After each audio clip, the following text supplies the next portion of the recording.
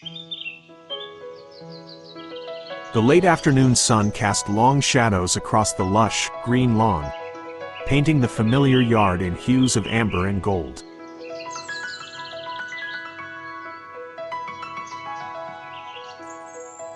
Ten-year-old Leo, a boy with an earnest face and a mop of brown hair, was meticulously raking leaves into neat piles, his brow furrowed in concentration.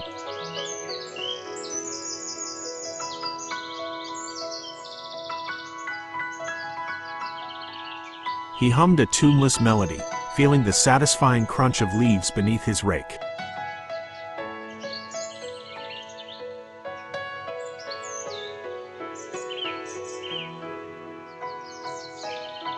This was his chore, and he intended to do it right.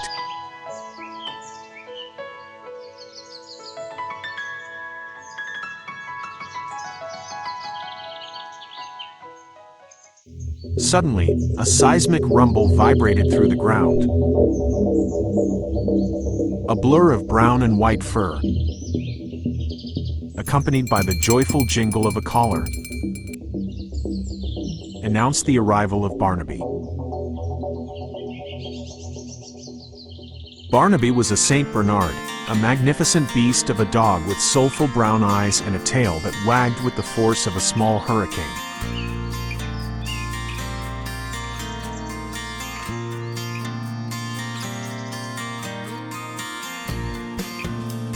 He was Leo's best friend, his shadow, and, more often than not, the unwitting source of most of the excitement in their lives.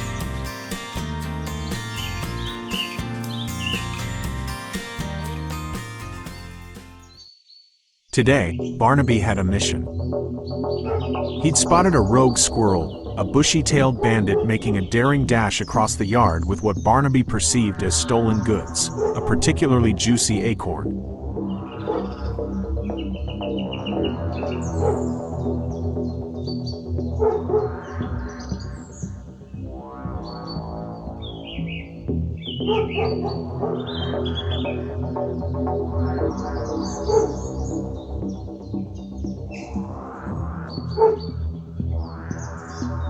With a happy bark, Barnaby launched himself into pursuit, a furry cannonball of good intentions.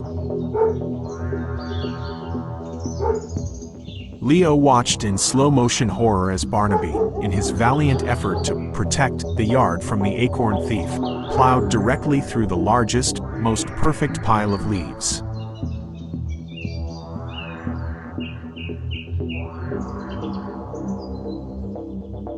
Leaves exploded into an autumnal confetti,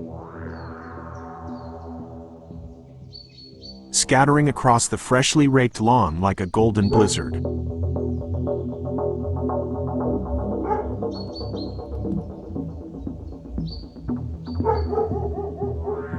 Barnaby, oblivious to the chaos he'd wrought, continued his valiant and ultimately fruitless chase, his barks echoing with triumphant zeal.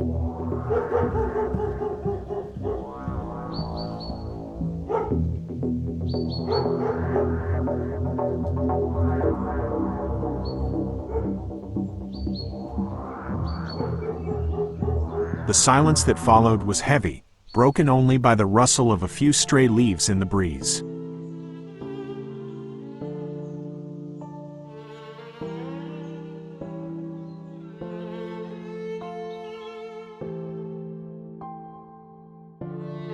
Leo stared at the devastation, his shoulders slumping. His perfect piles, gone. His afternoon's work, undone in a single, well-intentioned, but utterly destructive moment. He sighed, a dramatic exhalation that seemed to carry the weight of all 10 years of his life. "Barnaby," he muttered, his voice a mix of exasperation and affection, "you big, clumsy helper."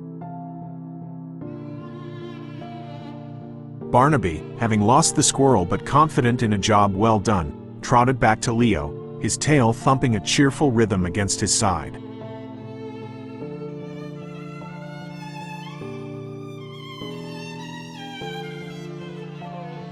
He nudged Leo's hand with his wet nose, his big eyes seeming to ask, "Did I do good, Leo? Did I help?"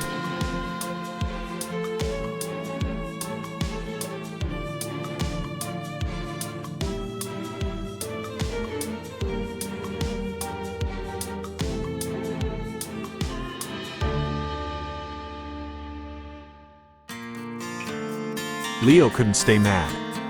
He knelt, burying his face in Barnaby's thick fur, inhaling the familiar scent of dog and dirt and pure, unadulterated devotion.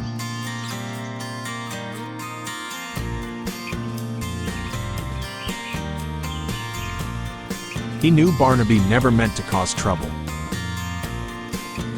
He just had a heart bigger than his paws and a boundless desire to be helpful.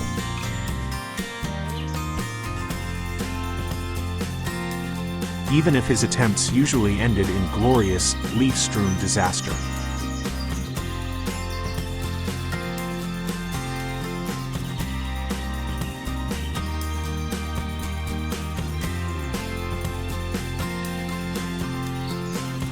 He looked at the scattered leaves, then at Barnaby's happy, panting face.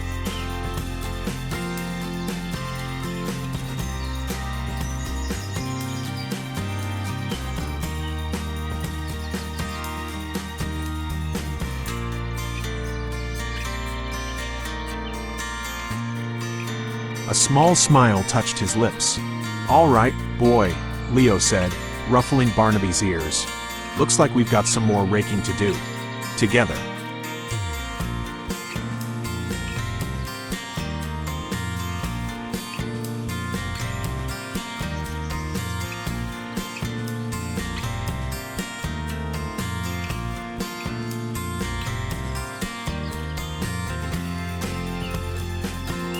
Barnaby wagged his tail harder.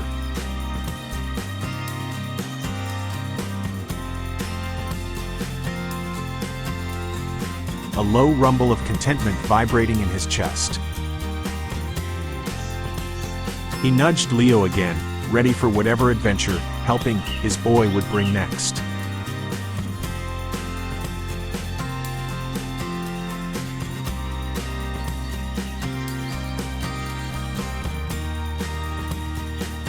And as the sun began its descent, casting even longer, more dramatic shadows, Leo picked up his rake. A loyal, leaf-scattering Saint Bernard by his side.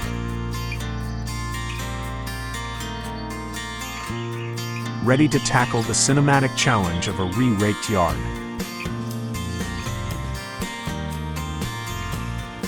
Mom says dinner is ready and turns to go inside. Just as Leo and Barnaby start to follow, a single leaf falls from the tree and lands right on Barnaby's nose. He sneezes. The tail starts wagging again, and Leo just laughs, shakes his head, and leads him inside. Leo, whispering to Barnaby, "Good job today, Barnaby. I think we make a pretty good team, even if you are a bit of a leaf magnet."